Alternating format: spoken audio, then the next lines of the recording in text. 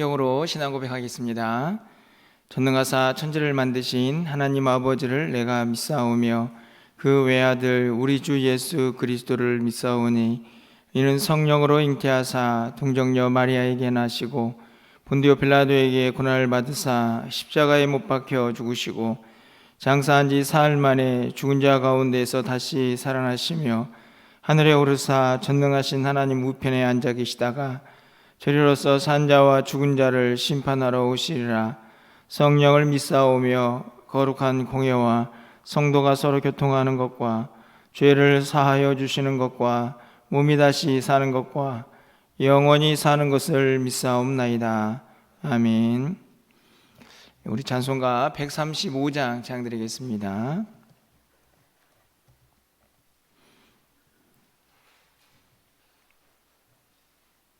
135장입니다. 어저께나 오늘이나 찬양드리겠습니다.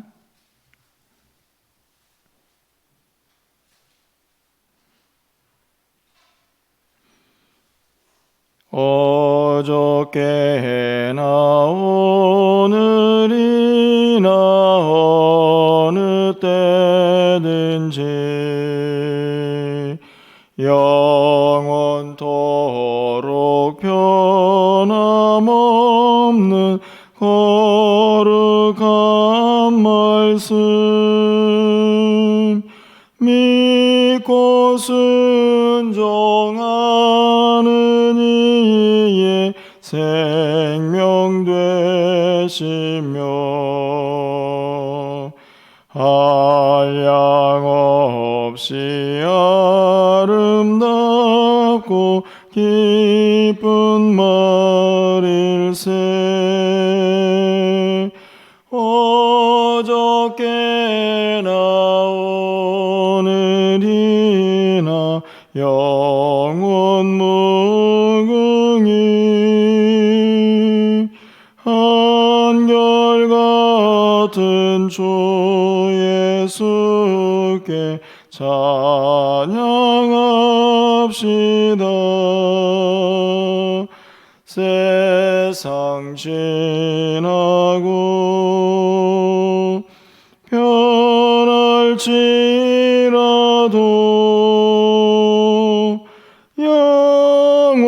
영원하신 주 예수 찬양합시다.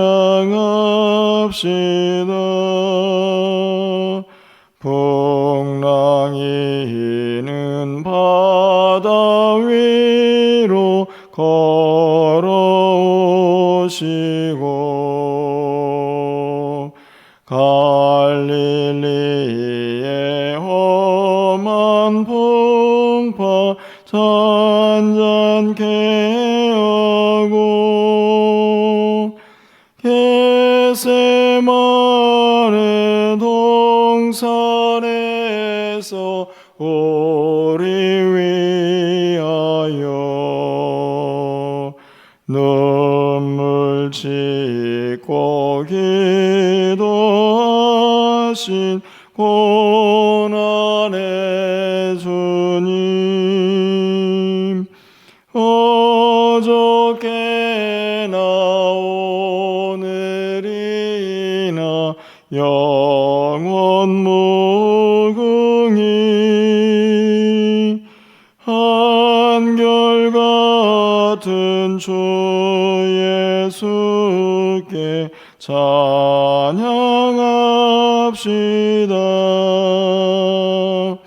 세상 지나고 변할지라도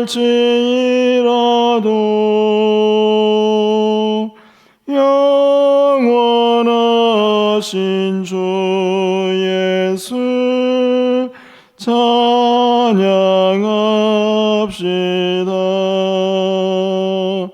허물 많은 베드로를 용서하시고 의심 많은 도마에게 확신 주시고 사랑하는 그의 제자 가슴에 안고 부드러운 사랑으로 품어주셨네. 어저께나 오늘이나 영원 무궁히 한결같은 주 예수께 찬양합니다.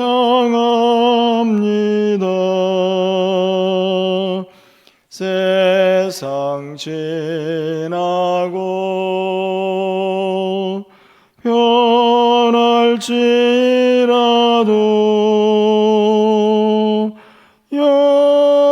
영원하신 주 예수 찬양합니다.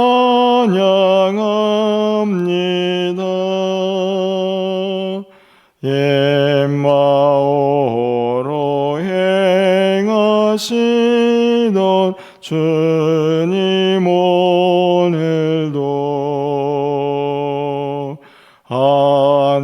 한결같이 우리 곁에 함께 계시고 우리들을 영접하러 다시 오실 때 변함없는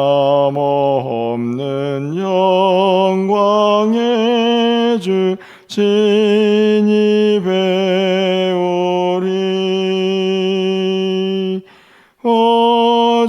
어저께나 오늘이나 영원 무궁히 한결같은 주 예수께 찬양합니다.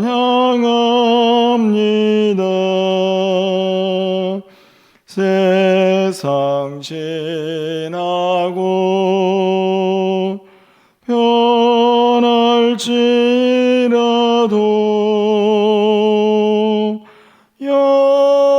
영원하신 주 예수 찬양합니다.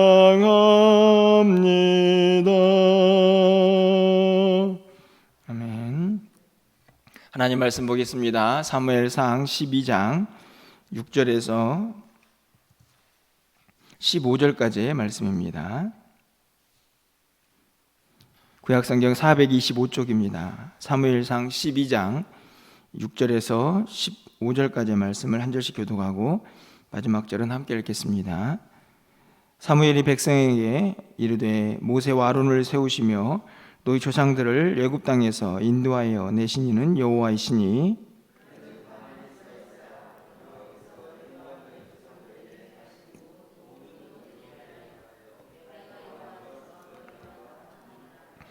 야곱이 애굽에 들어간 후에 너희 조상들이 여호와께 부르짖음에 여호와께서 모세와 아론을 보내사 그 두 사람으로 너희 조상들을 애굽에서 인도하여 내어 이곳에 살게 하셨으나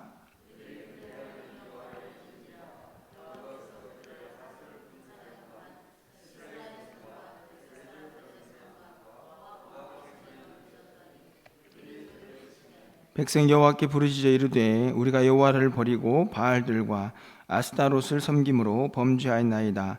그러하오나 이제 우리를 원수들의 손에서 건져내소서. 그리하시면 우리가 주를 섬기겠나이다 하매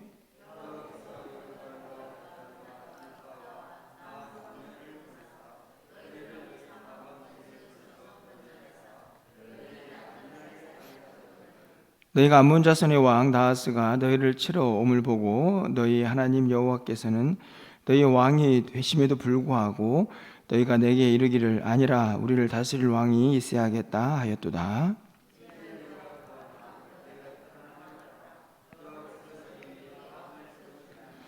너희가 만일 여호와를 경외하여 그를 섬기며 그의 목소리를 듣고 여호와의 명령을 거역하지 아니하며 또 너희와 너희를 다스리는 왕이 너희 하나님 여호와를 따르면 좋겠지만은 너희가 만일 여호와의 목소리를 듣지 아니하고 여호와의 명령을 거역하면 여호와의 손이 너희의 조상들을 치신 것 같이 너희를 치실 것이라. 아멘. 어제 말씀을 통해서 이스라엘 백성들 사울과 함께 암몬이라는 족속을 전투에서 승리하는 모습을 우리가 함께 살펴보았습니다. 그 일 후에 드디어 이제 사울이 이스라엘의 첫 번째 왕으로 세워지는 장면이 기록이 되어 있고요. 오늘 본문 이제 12장은 사무엘이 사울을 왕으로 세운 이후에 이제 나이도 먹고 여러 가지 상황 속에서 뒤로 이제 물러갈 준비를 하는 과정 속에 이스라엘 백성들에게 또 하나님의 마음을 전하는 내용이 담겨져 있습니다. 오늘 읽은 본문의 7절 끝부분에 가보면 여호와 앞에서 너희와 담론하리라 이렇게 이야기를 하고 있죠. 다시 말하면 한번 제대로 생각해보고 따져보자 뭐 이런 이야기가 아닐까 생각이 듭니다. 다른 걸 따지자는 것이 아니고 도대체 하나님은 어떤 하나님이신가, 그리고 너희 조상 때부터 너희들은 지금 어떤 모습인가 하는 것을 한번 살펴보자 하는 이야기죠. 오늘 본문 속에서 사무엘이라는 하나님, 이스라엘 하나님은 어떤 하나님이시고 또 그 가운데에서 하나님은 무엇을 원하시는지 다시 한번 좀 말씀을 통해서 생각하고 또 기도 제목을 삼으려고 합니다.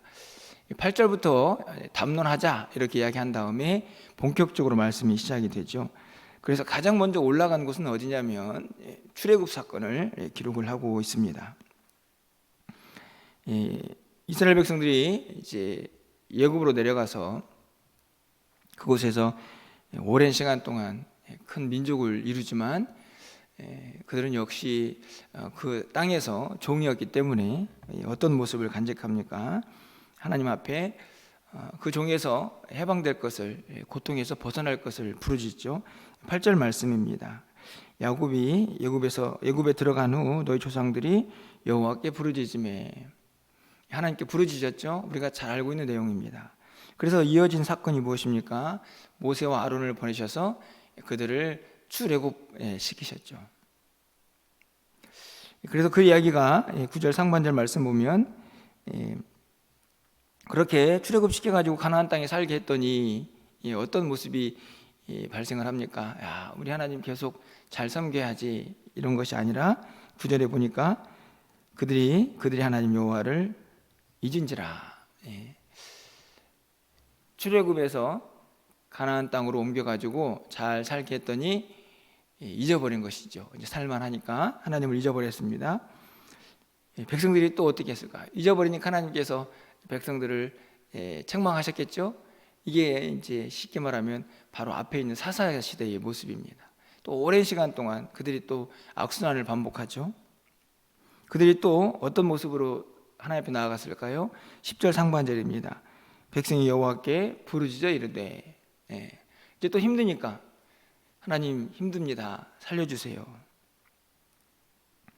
그렇죠? 어떻게 하나님이 반응하셨을까요? 11절에 가보니까 오늘 본문 나와 있는 것처럼 또 여러 사람들, 특별히 사무엘을 보내어서 그들을 또 건져가지고 안전한 곳에 살게 하십니다. 자, 이렇게 했으면 또 어떻게 했을까요? 잘 살아야죠. 그런데 12절 말씀을 가서 보시면 또 백성들이 이렇게 반응을 합니다. 너희가 암몬 자손의 왕 나하스가 너희를 치러 옴을 보고 너희 하나님 여호와께서는 너희 왕이 되심에도 불구하고 너희가 내게 이르기를 아니라 우리를 다스릴 왕이 있어야 하겠다. 사실 여러분 여기에는 부르짖다라는 말이 한 번도 등장하지 않지만 여러분이 앞에 있는 내용들을 떠올려 보시면 백성들이 부르짖죠. 왕 좀 주세요, 왕 좀. 사실은 이제 저희가 11장에서 암몬의 왕인 나하스가 쳐들어간 것처럼 보여지지만 사실은 그 이전에도 이스라엘 백성들을 계속 암몬이 괴롭혔다는 것을 알 수 있습니다. 그러다 보니까 백성들이 이제 왕이 필요하겠다라는 생각을 더 확실하게 붙잡은 거죠. 그래서 사무엘에게 계속해서 왕을 달라고 또 부르짖게 됩니다. 하나님께서 어떻게 반응하셨습니까? 13절 말씀이죠. 이제 너희가 구한 왕, 너희가 택한 왕을 보라. 여호와께서 너희 위에 왕을 세우셨느니라.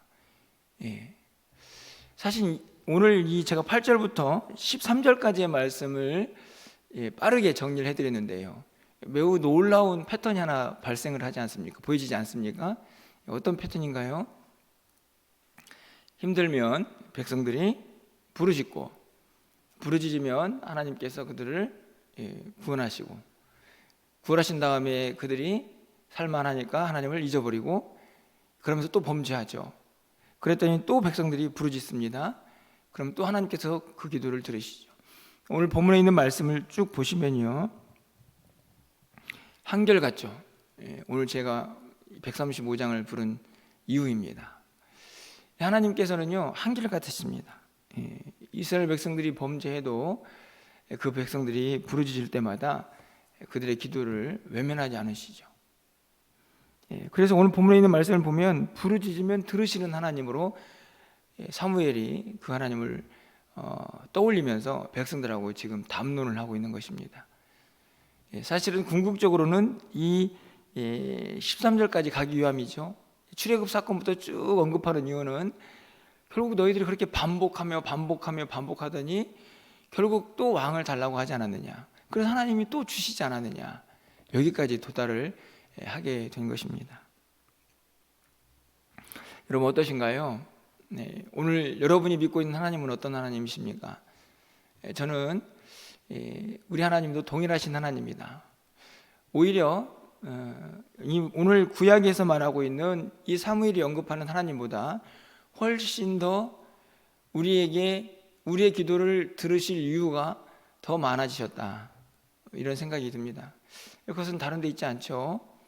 바로 예수 그리스도 하나님의 아들이 우리의 기도를 들어야 할 더 큰 이유로 우리 가운데 함께하고 계시기 때문입니다. 그래서 약속을 하셨죠. 예수님께서 승천하신 이후에도 다른 보혜사를 통해서 우리의 기도를 들으시겠다. 그래서 우리가 말할 수 없는 탄식 가운데에서도 우리를 대신해서 중보하시는 그 성령 하나님을 우리에게 약속하셨습니다. 그 말은 다른 말이 아니죠. 우리의 기도를 들으시겠다. 오늘 이스라엘 백성들에게 보여주셨던 그 하나님의 모습이 고스란히 오늘 우리에게도 적용이 됩니다. 이스라엘 백성들은 하나님을 하나님이라고, 여호와 하나님이라고 그렇게 불렀지만 우리는 이제 하나님을 아버지라고 부를 수 있는 그런 단계에 있지 않습니까? 그러니 그 친밀함은 더한 것이죠. 그렇기 때문에 우리의 기도는 더 하나님 앞에 상달된다라는 생각을 할 만큼 성경은 우리에게 더 큰 하나님의 그 은혜로 다가와 계십니다. 한결같이 어떤 상황 속에서도 부르짖기만 하면 들으시는 그 하나님이 우리 하나님이라는 사실이죠. 우리는 어떻게 하면 될까요? 부르짖으면 됩니다. 우리의 기도를 들으시는 하나님 앞에 우리의 마음을 쏟아놓고 전심으로 진실되게, 하나님 앞에서는 포장할 필요가 없는 것이죠. 아프면 아픈 대로, 힘들면 힘든 대로, 죄를 지었으면 또 죄를 지은 상태로 용서를 구하고 하나님 앞에 나와서 부르짖으면 됩니다. 그 하나님 우리의 기도를 들으실 것이기 때문이죠. 언제나 변함없이. 이게 오늘 이스라엘 백성 가운데 하나님이 또 사무엘을 통하여 하시는 말씀입니다. 너의 기도를 내가 들었고 지금도 듣고 있고 앞으로도 들을 것이다. 그런데 여기에서 분명하게 하나님의 마음을 전하시죠. 그게 바로 14절과 15절의 내용입니다. 이 14절과 15절은 전부 다 만일이라는 단어로 시작이 됩니다. 사실 14절의 끝부분에 있는 해석은 제가 그렇게 썩 잘 된 번역은 아니라고 생각이 듭니다. 14절 끝부분에 보시면 하나님 여호와를 따르면 좋겠지만은, 이 말을 보면 읽으면서 그러면 뭐 따르지 않아도 된다는 말씀인가, 이렇게 해석이 될 수도 있는 아주 좀 불명확한 그런 번역이라고 생각이 드는데요, 사실은 14절과 15절은 아주 분명한 패턴을 가지고 있습니다.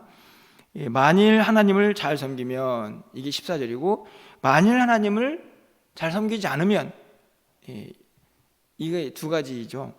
그래서 14절은 잘 섬기면 너희들에게 복이 임할 것이고, 그렇지 않으면 하나님이 너희를 치실 것이다.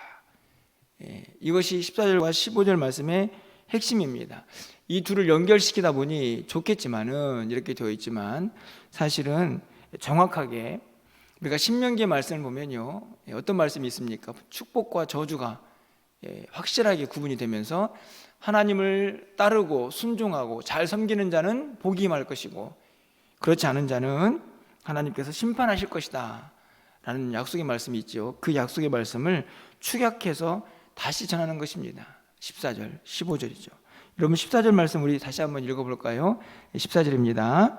너희가 만일 여호와를 경외하여 그를 섬기며 그의 목소리를 듣고 여호와의 명령을 거역하지 아니하며 또 너희와 너희를 다스리는 왕이 너희 하나님 여호와를 따르면 좋겠지만은, 이 말은 따르면 너희에게 복이 임할 것이다, 그런 의미입니다. 좋겠지만은 이라는 표현이요. 그런데 여기서 아주 중요한 단어라고 할까요? 표현이 하나 있습니다. 여러분 끝부분을 다시 한번 가서 보시면요, 너희와 너희를 다스리는 왕이, 그렇죠? 사실은 지금 왕이 주어졌습니다. 이스라엘 백성들을 다스릴 왕인데요, 그 왕도 누구의 통치 밑으로 들어가라는 얘기입니까? 하나님의 통치 밑으로 들어가는 거죠. 그러니까 하나님이 이스라엘 백성들에게 왕을 주셨지만 그 왕도 누구의 통치를 받아야 하느냐? 하나님, 그 하나님으로 들어오는 것입니다. 너희도, 너희 왕도 말씀에 순종해야 한다. 그래서 이스라엘 백성들에게 분명하게 선포하는 거죠. 왕을 주셨지만 그 왕이 너희의 궁극적인 최종 섬겨야 할 대상이 아니다. 그 왕도 하나님을 섬겨야 할 자일 뿐이다. 이걸 다시 한번 확인하는 매우 중요한 문장이라고 생각이 듭니다. 그러면서 동시에 왕이든 너희든 절대적으로 하나님을 섬기고 그의 말씀에 순종하며 따르는 자, 그 자는 복을 받을 것이다 라는 말씀을 다시 한번 확인을 하고 있는 것이죠. 이 말은 무엇을 의미하고 있습니까? 여러분 8절부터 13절까지 반복되는 이스라엘 백성들의 모습을 보십시오. 기도했더니 하나님께서 응답하셨고, 살만하니까 하나님을 잊어버리고, 그래서 하나님께서 또 범죄하는 백성들을 향하여 책망하시고 심판하시고 또 부르짖고, 그 모습을 계속 반복하지 않습니까? 제발 이제는 그렇게 살지 말고 하나님의 마음을 좀 헤아려라. 저는 이렇게 14절과 15절이 정리가 됩니다. 다른 것이 아니죠. 그렇게 제발 좀 반복하지 말고 하나님만 좀 온전히 섬기며 그 말씀에 순종하고 그 하나님을 따라가라. 그 사람이 복이 있다 라고 분명히 말씀을 하고 있는 것입니다. 오늘 본문을 통해서 우리가 기억해야 할 것은요, 딱 한 가지라고 생각이 듭니다. 하나님은 우리의 기도를 여전히 변함없이 듣고 계시지만 그 기도가 이제는 계속해서 회개하고 막 부르짖는 기도만이 아니라, 내가 하나님을 좀 잘 섬기겠습니다, 하나님을 좀 잘 따라가겠습니다 라고 하는 결단, 그런 우리의 믿음의 고백, 감사, 찬양, 이런 기도를 하나님이 더 듣기를 원하시지 않을까요? 그러면서 하나님이 우리를 통해 일하시는 것을 우리가 또 경험하면서 그 하나님 앞에 다시 한번 감사하며 그 하나님을 위대하시다 찬양하며 그렇게 하나님 앞에 나아가는 우리의 모습을 기대하고 계실 것입니다. 오늘 우리의 삶의 모습은 어떻습니까? 연약하여 넘어질 수도 있지만 여러분, 그 삶의 모습을 계속 반복하지 아니하고 하나님께서 원하시는 그 마음을 좀 우리의 마음속에 새기고 하나님만 온전히 섬기면서 그분을 따라갈 수 있는 우리 모두가 되었으면 좋겠다 하는 말씀을 오늘 본문을 통해서 다시 한번 살피고 깨닫게 됩니다.